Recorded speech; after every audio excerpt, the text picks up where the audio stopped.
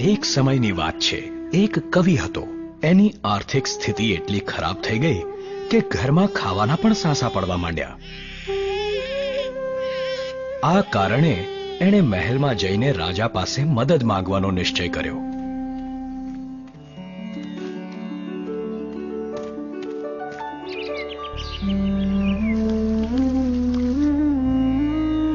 રાજાના કહેણ પર મહેલમાં જઈને કવિએ પોતાની કવિતા વાંચવાનું શરૂ કર્યું.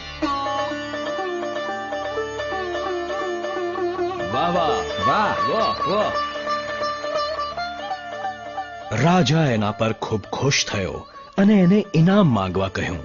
કવિએ ખૂબસૂરતીથી સજાવેલી શતરંજની બાજી તરફ ઇશારો કરતા કહ્યું, મહારાજ, જો આપ દરેક ખાનામાં ચોખાનો એક દાણો મૂકતા જાઓ અને દરેક ખાનામાં એને બમણો કરતા જાઓ તો હું સમજીશ કે મને મારું ઇનામ મળી ગયું.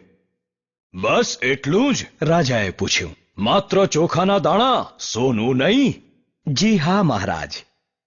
તો પછી એમ જ થશે. દરબારીઓએ ચોખાના દાણા મૂકવાનું શરૂ કર્યું. પહેલામાં 1, બીજામાં 2, ત્રીજામાં 4, ચોથામાં 8. આ રીતે મૂકતા ગયા. જ્યારે તેઓ 10મા ખાનામાં પહોંચ્યા ત્યારે તેમણે 512 દાણા મૂકવા પડ્યા.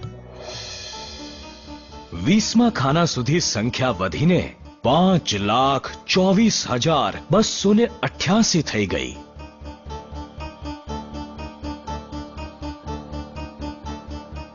અડધે સુધી પહોંચતા પહોંચતા 32મા ખાનામાં ચોખાના દાણાની ગણતરી 214,73,83,648 થઈ ગઈ.